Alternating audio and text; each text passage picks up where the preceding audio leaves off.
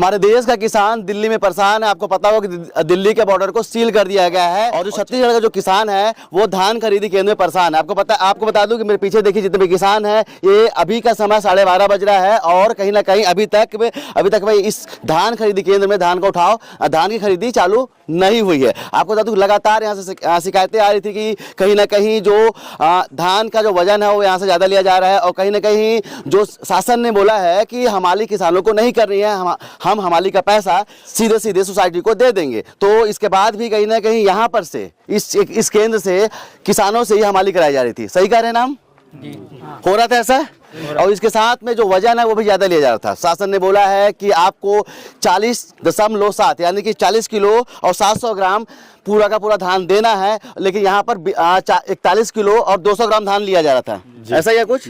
तो चलिए जब ये समस्याएं यहाँ के पूर्व विधायक के पास में जाती हैं तो कल यहाँ पर डेरा डाल देती है और कल से लेकर आज तक वो यहीं पर हैं। कल रात में यहाँ पर 7 बजे रुकी थी, उन्होंने किसानों की समस्याएं सुनी और उसके बाद में सिस्टम को दुरुस्त करने का आश्वासन भी दिया। तो आज समझिए इसके बाद में कल तो किसान यहाँ से चले गए, लेकिन आज भी हालात बन गए। तो इसके बाद में जो विधायक हैं यहाँ पर फिर से आती हैं उसके बाद और बोलती हैं कि हम समस्याओं को दुरुस्त कराएंगे। तो देखिए अभी कहीं ना कहीं जो प्रबंधक है यहाँ का, जो समिति प्रबंधक है, वो कहीं ना कहीं जागे हैं और आज के समय में वो बोल रहे हैं कि ठीक आप धान को छोड़ दीजिए और हम धान का उठाव खुद करा लेंगे। तो चलिए हम बात करते हैं पूर्व विधायक अंबिका सिंहदेव जी से। जिस तरह से परेशानियां हो रही थी, लोग आपके पास शिकायत लेके आ रहे थे और आपसे बोल रहे थे कि आप मदद कीजिए, क्या क्या परेशानियां आपको किसानों ने बताई हैं?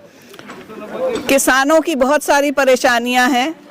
सबसे पहली बात, किसानों को के ऊपर दबाव डाल के 41,200 के हिसाब से हर बोरे की भर्ती ली जा रही थी, जिसमें एक किसान अगर 100 बोरा लेके आता है तो आप लोग खुद ही कैलकुलेट कर सकते हैं उसका कितना लॉस हो रहा है। इसके अलावा हमारी पूरी तरह से किसानों की जिम्मेदारी थी यहाँ से उठा के ऊपर तक चढ़ाने के बाद ही उनको पर्ची दी जा रही थी, जबकि ये जिम्मेदारी किसानों की नहीं है। हम कुछ नहीं कर रहे हैं, हम सिर्फ किसानों को उनके जो अधिकार हैं उनसे अवगत करा रहे हैं, उनको जागरूक कर रहे हैं। किसी के लिए भी संभव नहीं है हर धान खरीदी, ये सिर्फ इस धान खरीदी केंद्र की नहीं, हर धान खरीदी केंद्र में यही ऐसा ही चल रहा है। और किसानों को खुद जागरूक होके उनके जो अधिकार हैं उनको जानते हुए जब तक वे खुद खड़े नहीं होंगे व्यवस्था सुधरना मुश्किल है। ये बहुत अच्छी बात है कि आज बेमा सोसाइटी में सारे किसान एकजुट होकर अपने अधिकारों के लिए खड़े हुए हैं, तब जाके आज हमाली की व्यवस्था की जिम्मेदारी यहाँ का सोसाइटी प्रबंधक लिए हैं। किसानों की समस्याओं का हल क्यों नहीं होता दीदी? समझिए किसान है, अपने कंधे पे हल रखता है, लेकिन उसकी समस्याओं का हल क्यों नहीं निकलता है? जब किसान अपने कंधे पे हल रखता है तो सारी दुनिया यही समझ लेती है कि अब सारे दुनिया का बोझ इसी पर डाल दो। वो अपने काम में, अपने मजदूरी में, अपने पेट भरने के लिए, सबका पेट भरने के लिए काम करता है और लोग उसी पर ही दबाव डालते जाते हैं। उसके पास इतना समय नहीं है। इसीलिए हम सबकी, हमारी भी और प्रेस के होने के कारण आप लोगों की भी जिम्मेदारी है कि उन लोगों को उनके जो अधिकार हैं, जो नियम बने हैं, उनसे अवगत कराया जाए।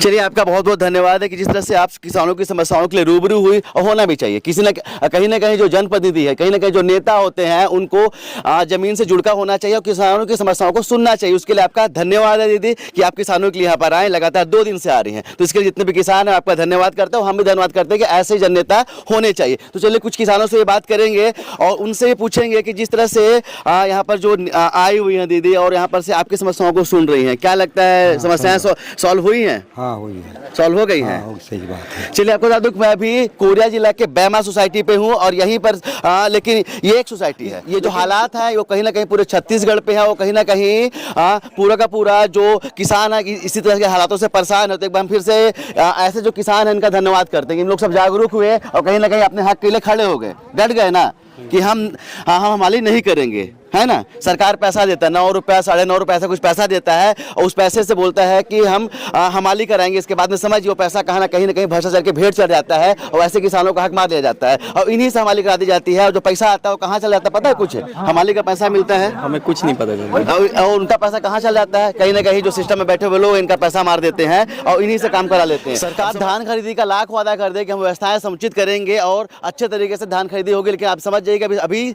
12:30 बज रहे हैं, और 12:30 बजे भी अभी हम जिस सेंटर पे हैं वहाँ पर देखिए गाड़ियों की लंबी लाइन लग चुकी है यहाँ पर से। तो हमारे साथ में व्यवस्थाओं को सुधारने के लिए तहसीलदार सर भी आए हुए हैं। सर, जिस तरह से सरकार दावा करे कि हम धान खरीदी अच्छे से करेंगे, लेकिन समझिए 12:30 बजे तक एक भी अभी तक आज के समय पे, आज के दिन पे एक भी धान का खरीदी नहीं हो पाई है इस सेंटर पे। व्यवस्थाएं क्यों चरमरा रही हैं सर?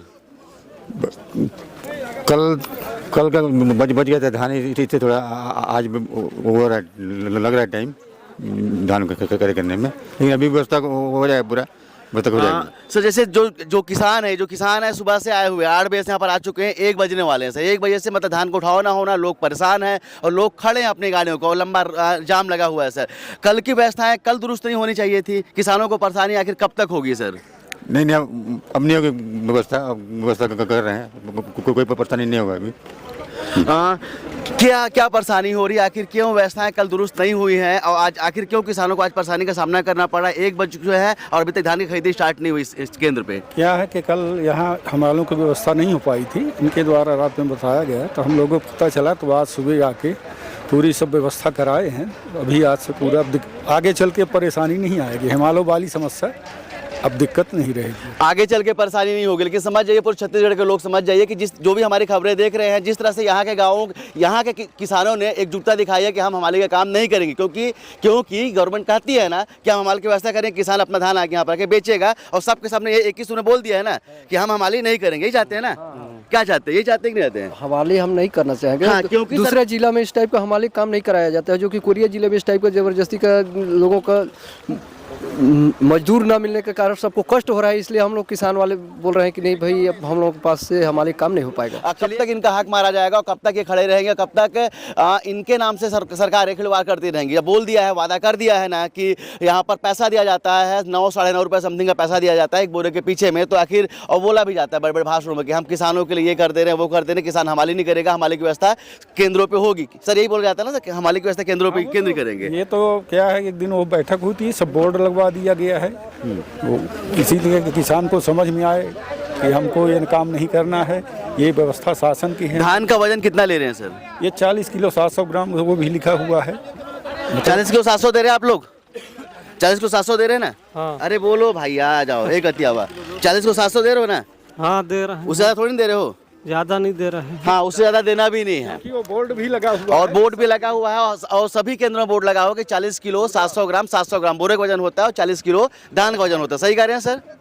ठीक, यही ऐसे होना चाहिए सर ना? जी। लेते हैं। अब समझिए इसके बाद में, लेकिन समझिए यहाँ के जो लोग हैं वो एकजुट हुए, और एकजुट होने के बाद में उन्होंने ठान लिया था कल कि हम तो हमारी करेंगे नहीं, हम अपनी धान को बेचेंगे और बेच के सीधे यहीं पर रख देंगे। ऊपर जो समझिए जो टीला बना हुआ, जो पहाड़ बना हुआ है, उसमें चढ़ाने का काम यहाँ का समिति प्रबंधन करेंगे, यहाँ का सिस्टम करेगा। अच्छा लग रहा है अभी जिस तरह से जो समस्याओं का निदान हुआ है आप लोगों का? जी भैया, बहुत अच्छा लग रहा है। क्या चाहते हैं, पूरे हर जगह पे ऐसी होना चाहिए? हाँ, ऐसी होना चाहिए। बाकी अदर जिलों में चल रहा है और हमारे कोरिया जिला में ही ऐसा नहीं हो रहा, इसलिए ये जो पहल उठाए हैं बहुत अच्छा कदम है। तो चलिए, जितने भी किसान हमारी खबरों को सुन रहे हैं, जितने भी लोग हमारी खबरों को सुन रहे हैं, समझ जाइए आप कहीं से बिलोंग करते हो, कोई किसी भी जिला से बिलोंग करते होंगे, लेकिन ये चीजें समझिए कि आपको सिर्फ और सिर्फ धान बेचना है। किसान कब तक परेशान होगा? आपको सिर्फ धान बेचना है, धान बेच के आपको उस धान का टोकन, धान के बेचने का जो प्रमाण होता है उसको आप ले लेना है। चढ़ाने का काम जो होगी वो समिति प्रबंधक करेगा, और कहीं ना कहीं जितने भी किसान हैं वो एकजुट होइए और अपने हक की मांग जरूर कीजिए। कैमरामैन अखिल के साथ